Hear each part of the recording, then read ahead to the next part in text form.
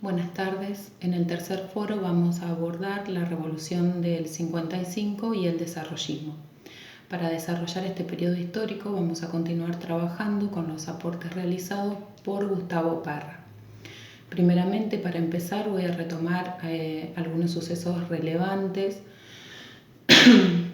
del periodo anterior, los cuales marcan el inicio de este momento histórico.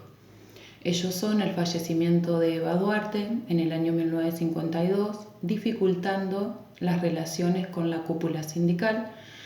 Después se empiezan a producir choques entre Perón y la Iglesia Católica debido a que anula la instrucción católica en las escuelas públicas, garantiza el libre culto en el país, entre otras medidas que toma Perón, que ponen en descontento a la Iglesia Católica. También se implementó, Perón empieza a implementar medidas represivas y persecutorias con respecto a algunos políticos de la oposición y a algunos sacerdotes. Se produce un distanciamiento, primeramente con las Fuerzas Armadas y casi al finalizar el año 1955 con el Ejército. Se venían produciendo en el país algunas crisis económicas, desajustes en las balanzas de pago, lo que genera huelgas de los obreros pidiendo un aumento salarial. Ante ello, Perón se vio obligado a renunciar a la presidencia, entregando el poder a la Junta Militar y asume como presidente Lonardi, el cual era dirigente o representaba el ala más tradicional, liberal y conservadora de la cúpula militar. Sus objetivos principales fueron realizar un proceso de desperonización y volver a la antigua política económica agroexportadora. Luego lo sucede en el poder Aramburu, que tenía una clara posición antiperonista. Ante ello se propuso eliminar cualquier vestigio peronista. Para ello intervino la CGT, derogó la ley de asociaciones profesionales, permitió la múltiple sindicalización, generó la suspensión de convenios colectivos de trabajo. Disuelve la Fundación Eva Perón, entregando todos sus bienes y capitales, pasando a formar parte del Estado, todos sus bienes e instituciones. Disuelve el Partido Peronista y restituye la Constitución del año 1853. En 1856 se produce un levantamiento de la resistencia peronista, intentando generar un golpe de Estado para derrocar a Aramburu, lo que Aramburu, a causa de esto, decide fusilar y reprimir a los dirigentes militares y políticos que habían producido este levantamiento en contra de Aramburu. En el plano económico, Aramburu empieza a implementar una serie de medidas, como por ejemplo la privatización de empresas industriales y comerciales del Estado, eliminar los controles de precios, la reducción del gasto público, restricciones salariales. Buscaba inversiones en el extranjero para poder incentivar la industria agropecuaria.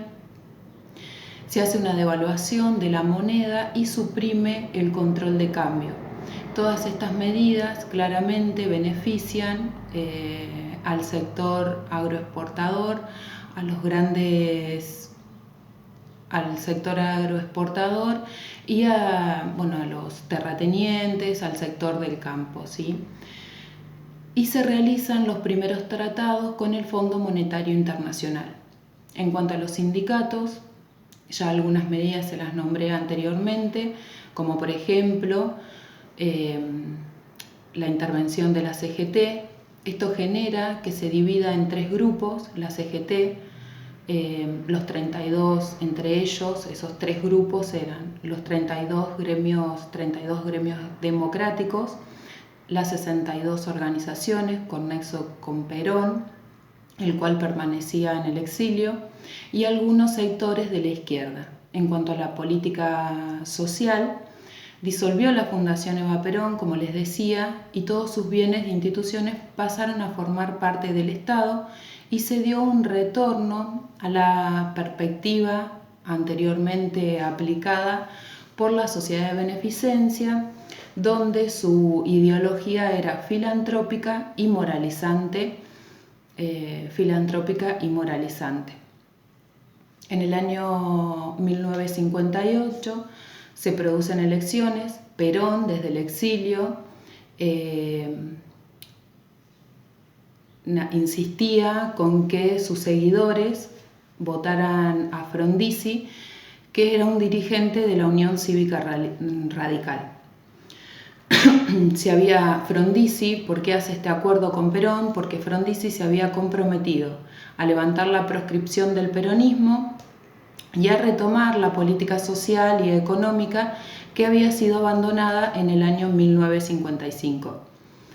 Cumple con ese acuerdo, pero a finales del año 58 se produce una crisis nuevamente en la balanza de pagos y esto hizo que se modifique nuevamente la política económica, realizando tratados y fortaleciendo los tratados que se habían implementado con el Fondo Monetario Internacional. En el 1959 el gobierno propone un programa de desarrollo industrial denominado el desarrollismo. Este programa desarrollista proponía el desarrollo de la industria en distintas áreas, como por ejemplo la automotriz, la electrónica, la siderurgia y la petroquímica, con la intención de atraer a nuestro país inversiones extranjeras. Se modifica con estas medidas la balanza de pago, pero no se genera una creciente en la economía debido a que el sector agroexportador continuaba con un atraso y esta falta de tecnología no le permitía competir a nivel mundial. En el año 1960 este programa o este paradigma desarrollista se presenta en la política social y Frondizi promueve la planificación y la especialización técnica. Para ello crea el Instituto de Servicio Social. Siempre estaba vigilado por los militares, ¿sí? Y el ejército genera un plan para detectar elementos subversivos. Frondizi, como les había dicho, levanta la proscripción del peronismo, se producen elecciones en el país, el peronismo gana en 10 provincias y esto genera descontento en la cúpula del ejército. Le pedía a Frondizi que anule estas elecciones, Frondizi no hace caso a este pedido, por lo cual debe entregar el poder a José María Guido.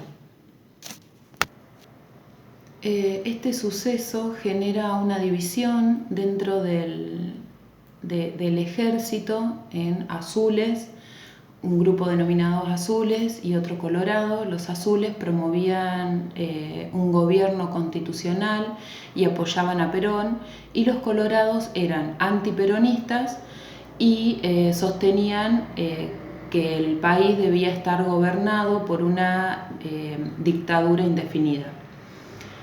En el año 1963 convocan a elecciones y asume como presidente Arturo Illia. El peronismo continuaba proscripto y Illia era representante de la Unión Cívica Radical. las medidas económicas y sociales que implementa Ilia no se diferencian mucho de las políticas anteriormente nombradas, por lo que seguía habiendo un descontento generalizado. La CGT empieza un plan de lucha, se generan huelgas generales y ocupaciones de las fábricas, y para 1965 los peronistas continuaban proscripto. Estas huelgas y estas movilizaciones obreras hacen que se produzca una nueva recesión, y en 1966 se vuelve a dar un golpe militar, y el que pasó a encabezar el gobierno del país fue Onganía, derrocando a Ilia, y comienza un nuevo régimen militar. ¿A qué se debe el nombre de Revolución Libertadora? Me gustaría que pudiéramos debatir en el foro por qué se llama Revolución Libertadora, que puedan describir las características o cómo influye el paradigma desarrollista en la política social, y qué relación tiene eso con la creación del Instituto de Servicio Social. Como les dije anteriormente, me gustaría saber qué entienden ustedes o quiénes piensan ustedes, quiénes serían los subversivos de ese momento histórico.